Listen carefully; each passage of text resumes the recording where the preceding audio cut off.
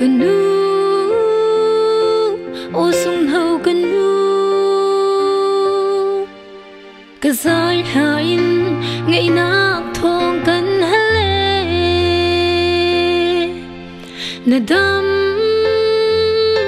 tôn mô canu kan chill khâu lâu kan ngai tuk chẳng canu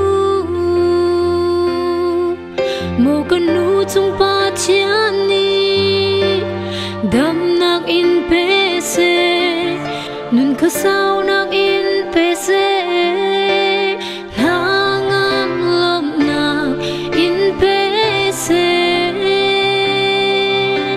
canu kan do tu canu chung pa chiani ka chua in pe câu se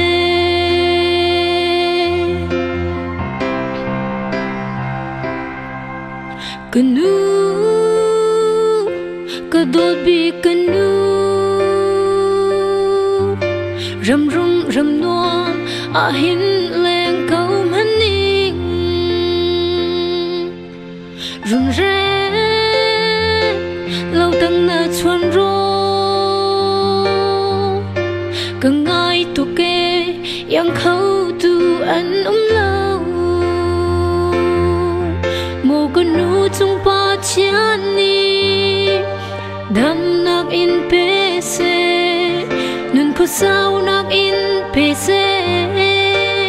hangam lom nak in pese canu kan do tu canu chung pa chiani ka chua in pe câu se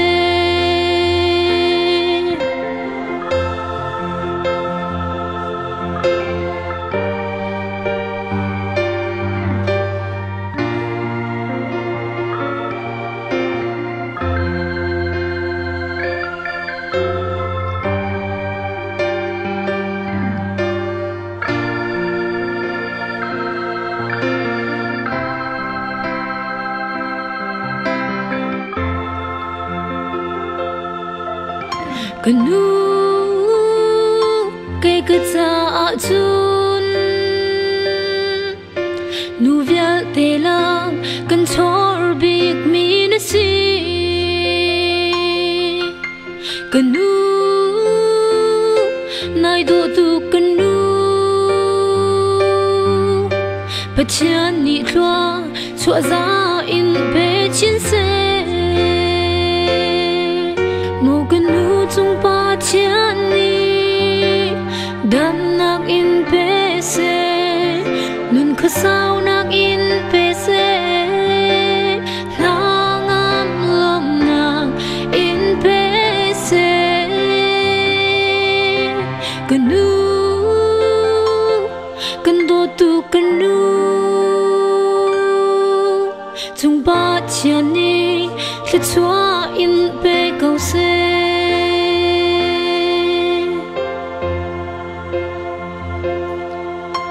canu